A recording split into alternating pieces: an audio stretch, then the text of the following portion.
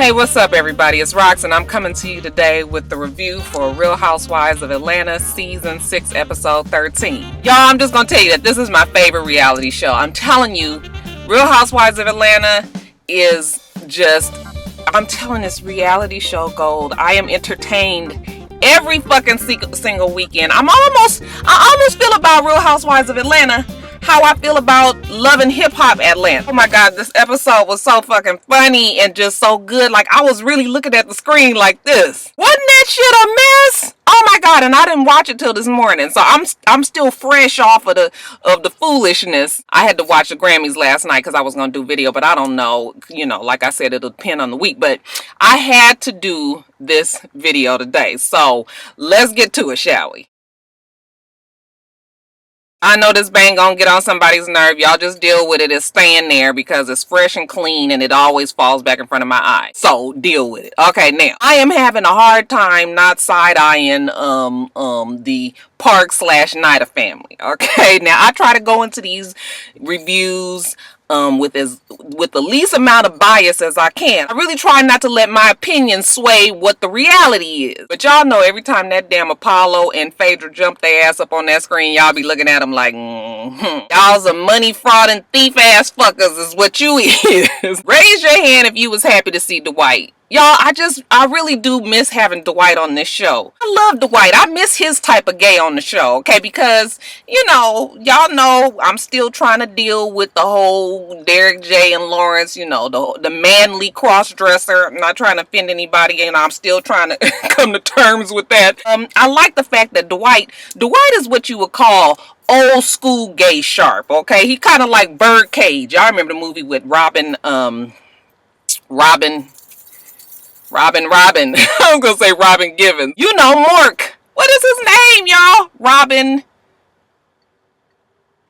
Thicke. It's not Robin Thicke. Yeah, you know, just always well put together, you know, flamboyant enough to let you know that maybe he's gay, but still just, you know, I miss Dwight. Now, we know he's gay, he is shady, of course, but not in a overly done way. I mean, although that shit was kind of slick when the motherfucker gonna pick up Kandi's ring and hold it all the way up to his face and was like, is that an engagement ring? And Kandi was like, yep. That bitch cut it off real fast. That was like, motherfucker tries it today if you want to. Okay, I'm about sick of defending my man every fucking body. Anyways, we got Dwight and Phaedra putting together this inauguration / christening / baby, you know, blessing presentation to the world kind of thing. And y'all know how it is when these two get together, okay? It's where the ghetto and the fucking new money collide.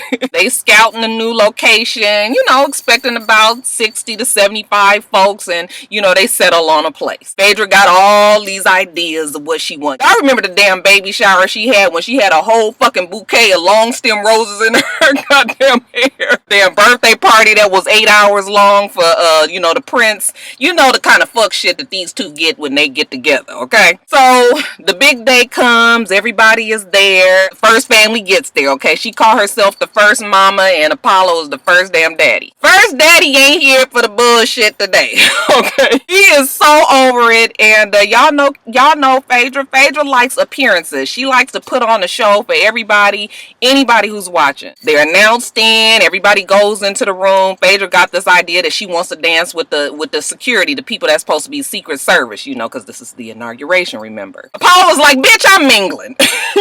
Got time. Phaedra go over there, she do a little shimmy with the damn Secret Service man, you know. Just, the sad thing about people like Phaedra is she don't never really realize when people are laughing at you and not with you, okay? People like to come to Phaedra's bullshit because they know that's exactly what they fixing to get. It's some bullshit. People are just there to oogle. I mean, even Kandi says she knows it's gonna be some old way out over the top shit, and yeah, we all appreciate, you know, if you got the money to do some shit that's nice, but you know, you need to find the fucking line between nice and ridiculous and stay on this side of it.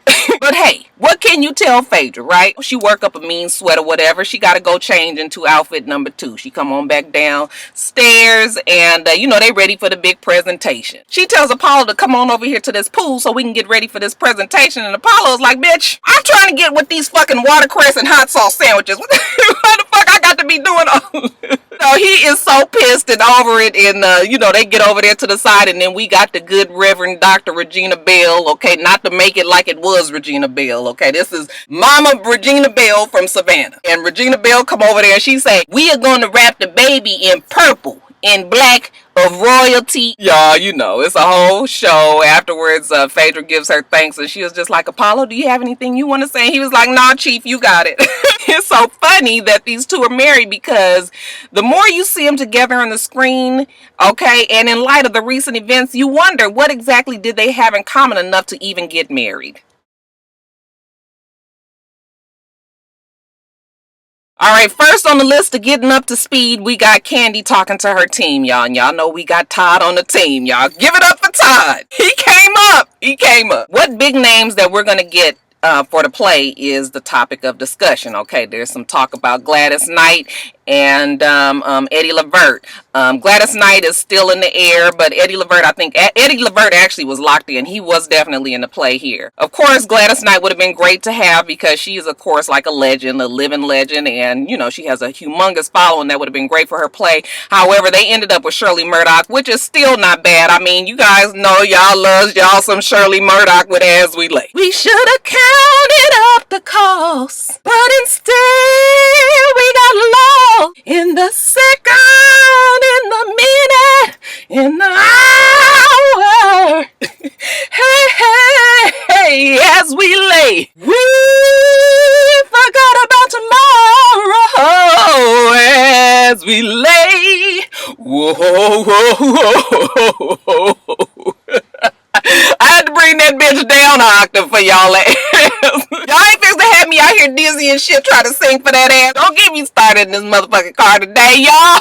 I ain't got time, okay? I'm fixing to be sweating and shit. What was I saying? So anyway, yeah, they trying to throw the names around. Todd brings up that he wants to have Christopher Williams, and I was just like, all right now, I understand coincidence and all, but you know what? You trying me today, Todd. You just gonna conveniently bring up Christopher Williams with all this bullshit going on, okay? The only reason why we gonna give Todd a little bit of a pass is because, you know, we do know that Christopher Williams is on the Chitlin, you know, Chitlin circuit play. You know, he goes around and does different plays, so maybe that's the reason why Todd suggested him. We just gonna say, yeah, that's the reason why, even though we know that ain't the reason why. Kandi is just like, yes, that's what I wanted to talk to you about. Don Juan realizes that it's about to be some shit, and, you know, Don Juan puts up the church invisible finger and he excuses himself. So, you know, Todd was just like, what's up, baby? And she was just like, well, speaking of Christopher Williams, I wanted to tell you that Natalie called you an opportunist. She said that you only date up. Todd was just like, you know, what the fuck? Who does she know other than the other one that she could compare me dating up to? I mean, cause fuck, Kandi is a date up for really anybody. The average woman ain't bringing the shit to the table that Kandi is bringing to the table, okay? So any man that kind of got with Kandi, not any man, but a man that's not making as much as Kandi definitely is fucking dating up, okay? If we talking about financials, then that is a come up. That's a date up, okay? And who the fuck sets out to date some fucking loser in the goddamn first place? I mean, you break up with your man and then you be like, you know what, this next one I'm fixing to get gonna be a fucking pitiful mess. The nigga ain't gonna have no job, no car, no teeth, nothing. I mean, that's common sense. When you break up with somebody, your plan is to get with somebody better than the last one, or else you ain't progressing, baby. So then Kandi says, I told her that we both came up, that we both date up. And I was just like, oh, okay, Kandi, that ain't exactly what the fuck you said, but you know, in the interest of time and, you know, lack of adrenaline, we gonna go on and let you say that's what you said, bitch. But you was tooting your horn. We appreciated it though. Then, you know, she brings up the whole thing about Nene's pillow talk event for the couples, and, you know, Todd ain't with it. She ain't really with it either, but she figures like if the two of them together, you know, she feels a little bit more safer with, you know, what the outcome might be. So them two are definitely going to the pillow talk event. Next, y'all, we got Cynthia, who sits down with Peter, because evidently they're sharing an office space. And I was just like, now, what the fuck? I guess Peter got him an office in the Cynthia Bailey School of Fashion and Modeling. Okay, and I was like, you know what? We loves our husband to death, but you know what? We ain't really trying to work with our husband. Can you imagine have to be with the nigga all damn day and then get home with it at night too and be cooking? I mean, that's just entirely too much, especially when it's somebody like Peter. I don't know how Cynthia gonna do this, but anyway, Cynthia is telling him about, you know, the pillow talk event. Cynthia feels it's her duty to warn her husband about what went down at the winery, and I am exactly fine with that, okay? Keep your man up to speed. She was just like, I would just want to warn you about what Kandi said. She said she knew things about your past, but, you know, she was never going to bring it up, and you know, Peter's kind of looking, you can kind of see the fucking sweat gathering up under his armpits. This nigga was nervous, but, you know, he kept a straight face. What she say? Like, I was fucking around behind your back or something like that? And she was just like, well, no, that's not exactly what I'm saying. That's not exactly what she was implying. And I was like, bitch, Cynthia, now look at the fuck here. First of all, can you put that shit in context? You just took one part of the conversation and threw it out there for him. Ain't really gave him the whole scene, okay? Kandi was on the fucking defensive, okay? And she's saying what she said because what the fuck you said. Cynthia is fucking shady this season. And yeah, we all here for it, but you know, Cynthia done sat her ass down with the Bailey boys and they done put the extremely shady in her ass, okay? So yeah, she kind of gets him ill prepared for what's about to come. You know, Peter was just like, I'm gonna talk to her ass, and she was like, well, I don't really want you guys to be fighting or anything like that. You know, I realize that everybody has a past, but I'm the current and the future, and that's all that matters. And I was just like, bitch, if that was all that matters, what the fuck we talking about it for in the first place? You wanted his ass to know what she said, okay? So you wanted to gauge his response. Women, I know we do that shit. Sometimes we just throw shit out there to see what exactly he gonna say. But Peter's mad, like anybody would be when you feel like somebody is talking behind your back. You want to get that shit straight, either because you know you need to get it straight or they need to get it straight. But you know what? We gonna talk about it. Peter's just like, I'm gonna talk to her. She brought the shit up. No, Peter, your wife brought the shit up. She just casually forgot to tell you that part. Alright, you guys, so you guys all know that this pillow talk event is going to be a goddamn mess. Everybody on the show is coming, okay? We got Chuck and Monique coming. We got Christopher Williams and Natalie coming. Kenya coming with her best boyfriend, Brandon. Portia is expected to bring a date, even though Portia was like, you ain't fixing to get me up in here and put my fucking relationship on the hot spot. I ain't bringing no dude, I'm bringing my sister. I was like, that Portia kind of smart. Think ahead, Portia. So we even got Mallory there, okay? I guess her husband there in spirit, because she the only one that ain't brought nobody. She ain't got no fucking friends, y'all. Cynthia's there fake caring about, you know, the dynamics of this event, everybody that's gonna be there. You know, she brings up the fact that at the winery, how Natalie and Kenya got into that confrontation, and if Nene thinks that it's smart to have them all together in this one room, and y'all, Nene gives a fuck, okay? She more concerned about the decor. Now, I will say that Nene is the most messiest person on this damn show, okay? Nene been there the longest, and Nene knows how to Nene knows how to fucking play the game, okay? So now the couples start getting there one by one, okay? It's all this fucking tension because, you know, nobody really knows what to expect. And once everybody get to seeing everybody that's there, everybody's sort of like, what the fuck is fixing to go on here? The white-haired monster jumps her ass up, and you guys, she's like a fucking Mexican jumping bean, just all over the place. Like, I know that Nene had to be drunk because you know how people turn into something else? We ain't never really quite got this Nene on the show. And I guess Nene was like, fuck it, I ain't gonna be on Glee no more. I ain't gonna be on New Normal. I ain't got to be holding up no goddamn image. I'm fixing to get all the way up into this bitch today. She's telling everybody the rules of the game, okay? The game is called How Well Do You Know Your Mate. You know from that it's fixing to be some bullshit. She tells everybody if they don't like that shit, then they can bounce, okay? But you know, ain't nobody trying to be a spoiled sport, so everybody sticks around. But you know, with that one eye, like,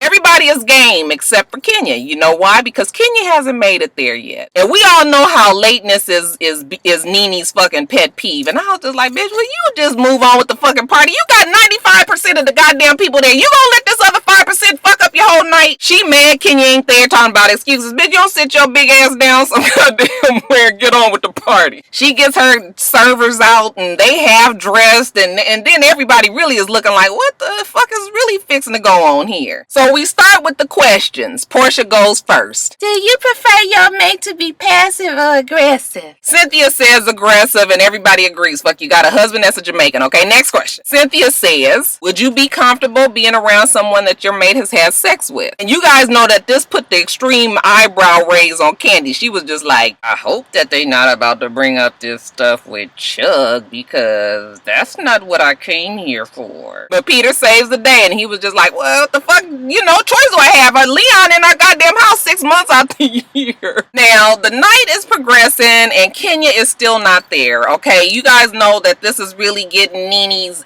panties in a bunch, but I'm just like, fuck. I can't stand when people be so worried about somebody that ain't at their party, okay? You got everybody fucking else there. Everybody's having a good time. Shit is going smooth. Why are you worried about the late bitch? Obviously, Kenya's one of those ones who like to make a grand entrance, okay? So, why give her that shine? I'm not the type to give shine, okay? I might be irritated about a bitch being late to my shit. I don't even get irritated about that. But if I was one to get irritated about shit like that, I wouldn't even get a bitch a time of day. She can walk her ass up in there and be like, hey girl, sit on down. We playing this game. And that would be it. Bitch might be boiling inside, but you will never know it, okay? I'm not giving you the satisfaction. Of course, Nene does the exact opposite, but we gonna talk about more about that later, okay? Next question is from Portia. I was like, fuck. Portia was like, I'm just gonna ask questions. That way I gotta answer shit. Would you be comfortable if your mate was bisexual? Huh? I was just like, what the fuck kind of question is that, okay? I mean, I understand that we trying to keep shit edgy and, all of that, but, you got a fucking room full of, heterosexual couples for the most part. Fuck you want to know about, you asking too much. You don't need to know nothing about whether or not my mate was bisexual or not. Nene takes it upon herself to point Portia and was like, Portia, you should know a little something about this. I was like, oh, bitch, you tried it. And Portia was just like, no, you didn't talk about my marriage. Don't put my marriage in this. It has nothing to do with it. I don't want him to be bisexual or asexual. He better be Portia sexual. You know what? The shit was stupid, but I was with it, okay? Portia, bitch, you better learn how to take up for yourself. I was like, okay, Portia, we trying, y'all. We holding on with Portia. I was mad that Nene did that shit, though, because, we tease Portia and all that, but Portia is harmless, okay? And that shit was hitting below the belt. It had no place there. That shit was wrong. And Kenya gets there, the shit is downhill from there, okay? Instead of, like I said, letting Kenya just come in and getting on with the show, Nene got to be like, Kenya, you an hour late. And Kenya was like, well, I had to go pick up Brandon from the airport. And Nene was just like, I don't care that you had to pick him up from the airport. And then Kenya was just like, Nene, you look really good. And then Nene was like, you don't. And I was just like, okay, yeah, it's about to go down. Next question. Nene says, would you be okay if your mate looked at another woman? Portia says, hell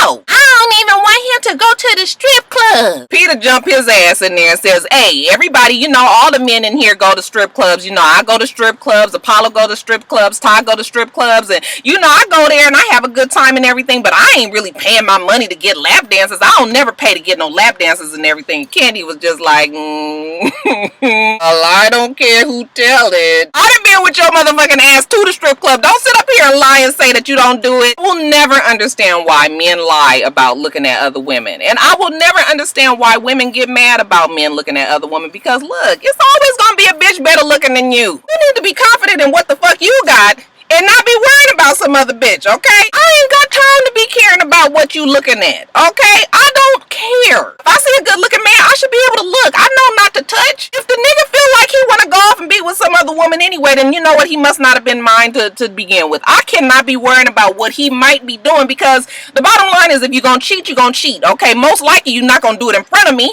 okay? So yeah, I gotta trust that you're gonna do the right shit behind my back or away from me, and I can't even be worried about it. I don't have that kind of time in my life. Like Cynthia said, okay, she know he ain't going to the goddamn strip club for the damn chicken wings and hot sauce, even though I will let your ass know that the strip clubs in Atlanta got the best fucking chicken wings ever. I know that sounds gross, because in your mind you be thinking that, bitches ain't got no clothes on and they cooking shit and it be ass juice and coochie juice in your food, but you know that ain't what it is. They bring them damn wings, they be crispy, golden, and looking good and shit. You be ready for them bitches. But anyway, I'm getting off subject. This shit is taking too long. Apollo, now he jump his ill-informed ass up in there and say, you know, that he like going to the damn clubs, the strip clubs, and you know, if he feel like spending $6,000 or $8,000 on a stripper, then that's what the fuck he do. And you know, everybody was just like, what, nigga, $6,000 or $8,000? Well, why would you spend that kind of money? You wasting money on bitches. Okay, Nene was just like, no, he ain't wasting money. It's always a fucking trick in there. There's a whole bunch going on in the strip club. Okay, so yeah, that's what the fuck Apollo is doing. Apollo's all on the fence like, well, it's my money. It's my money, so I can do what I want. I'm not getting it from her. No, Apollo, it is not your money. It is the people's money that you stole from, but we ain't talking about that. Christopher Williams comes with the logic and says that not all men are into strip clubs and not all men are into strip clubs. Okay, he was just like, fuck, I'm so used to women just giving up their ass without ever me having to even pay or worry about it, you know. And then Natalie throws in her, we wrote a song together called Dance for Me, and I take care of that at home. I was just like, all right, common law. I guess the shit wasn't moving fast enough for Nene, and she was just like, you know, we need to keep this shit all the way real. Okay, wants to bring up the shit that happened at the winery. So Natalie bites, okay, and she says, well, at the winery, Kenya said that you called me a common law wife, that we never got married. And she said that that's what you said verbatim. Now, while this is going on, that Christopher Williams, he gets his ass up real calm. Okay, Nene was like, where you going? You leaving? And he was like, no. I was just like, oh, now that's the crazy Stevie J flip that's fixing to get flipped up. Portia tries to get him to sit down, and he was just like, no. And Natalie was just like, no, honey, this is something he need to stand for. And I was like, Portia, if you knew best, you would sit your ass down. Okay, don't you know that Halle Berry is sitting somewhere right now going, huh? What? Speaking to see, I can't hear another one. Bitch, he hits women, he will fuck you up, okay? Then the shit gets out of control, so I'm gonna need you guys to stay with me. Christopher Williams is like, Kenya, I don't know what kind of medication you on. And Kenya was like, honey, the same medication you on. I guess he felt like he was about to have the floor and tell her off. Now, Kenya makes the mistake of getting up and trying to walk past him. And I was like, okay, that is so the wrong move. I guess she was walking out the room. Whatever she was doing, Christopher Williams was just like, oh no, you're not going nowhere. He tried to grab her arm and she was like, don't touch me. Do not touch me. He's putting his arms on me. Brandon, he is there. Now let me tell y'all something. Brandon is gay. Okay, we all need to remember that gay men are still men. There's plenty of gay motherfuckers out there that is strong and that will beat that ass, okay? And Brandon is one of them ones, okay? Y'all remember when Cordell tried to go up against him at the masquerade ball that Kenya had last year? Brandon put that motherfucker in his place real quick, right? So I always have, you know, Brandon ain't one to back down from no shit. So he jumps up and was like, don't touch her. Okay, so they get to arguing back and forth. I think Christopher Williams pushes Brandon, and honey, Brandon was like, bitch, I'll fuck you up, okay? And Brandon starts to swing. Okay, well then this is when the shit gets out of control. Peter jumps up, tries to hold Brandon back, but Brandon is strong. He's swinging, and you guys, I've been around Peter quite a few times. He is you know, he ain't extra buff or nothing, but he looks like a man that can hold his own, and he could not hold Brandon down, okay? So he's pushing Brandon back. The rest of them, Greg and Todd, are trying to get Christopher Williams. They push Brandon down on the floor, on the couch, and, you know, Brandon is still swinging, trying to get up. Now, Apollo is just sitting over on the side looking at first. But I think Apollo got pissed because he started thinking about all this bullshit with Kenya. And I guess he was, like, going to take it upon himself to get up and goddamn fight, too. So he goes over there. I guess he called himself helping Peter. And, you know, in the melee, when you swinging trying to get back up to somebody, a motherfucker might get their ass hit that's in the way, okay? And so I guess Brandon hit Apollo in the eye, and this nigga got on that prison tip, and he just went crazy. He started bombing on him. Now, Apollo, what the fuck you fighting for? Why are you in it like this? You know, the girls are trying to pull him off. Phaedra and Kenya are both having his shirt and pulling him off, and he's just like, get off me, get off me. And you guys, he is bombing. He is hitting. Now, Brandon is on his back, and he's kicking up and trying to swing and everything, but, you know, you can't really get your strength when you on your back. But I'm gonna tell you what, if Brandon would have got his motherfucking ass up and was square one toe-to-toe with that damn Apollo, yeah, it would have been a good ass fight, okay? We got two light-skinned motherfuckers that look like they can both fight, so I wanted to see that shit. But you know, Brandon was on the ground. on the couch. Apollo was hitting them all hard. You know, they had Christopher Williams back here. That Apollo, honey, he had to remember when they was on lockdown, when the Mexicans tried to beat up all the black people in the jail. He just lost it. You know, once they finally got everybody kind of semi-calmed down, you know, Phaedra was just like, what the hell are you doing? And he was just like, look, all I know is that nigga hit me in my eye. I was just like, now we talking about Kenya and Christopher Williams, and you worried about a nigga hitting you in your damn eye. Apollo was like, I'll fuck anybody up, touch these eyes. Phaedra was just like, you got kids and everything, you can't be doing this. I was just like, girl, that speech should have came a long time ago, but you ain't heard that from me. You know, it's still a lot of commotion. Brandon was just like, what the fuck was all that about? And Natalie was like, well, your friend, she lied on my husband. That's what this is all about. I was like, Natalie, if you knew what the fuck was best, you sit your ass down, bitch. You don't even know what your man said. He said he was not married. Y'all seen that YouTube video, didn't you? So we think that the shit is over. We got all the fucking production staff in the room. The fucking room is all tore up, and you know, people is all over the place. It's a whole bunch of screaming and everything. And Phaedra's just like, we going home. We going home. You know, Apollo, this nigga done took off his fucking shirt. That back is just swole, just like I said, just prison swole, you know. And Apollo was just like, bitch, you might be going home, but I ain't done, okay? And I could tell, I knew Apollo wasn't done when I saw the nigga pull a little string for the mic in the back. I was just like, oh, he fixing to go back for some more. He starts acting like, I guess he gonna walk out the door. That nigga make a left and go back in that damn room, and they like, Apollo, no! And he fixing to get somebody's ass. So yeah, the shit ends like that, and it's gonna be more of the fight next week, because somehow Kandi gets pulled into it. Yeah, it's gonna be a lot more. Actually, not next week. It's gonna be Super Bowl is next week, so it's the week after. But yeah, you guys, I was just like, oh my god. I mean, I watched it like 5 times this morning, because I was just like, I was so glad that Bravo showed everything, because you know how VH1 be cutting shit off. I was like, bitch, you best to show all this shit, because we want to get a clear view of everything that happened. So yeah, I loved it. Bravo, bravo.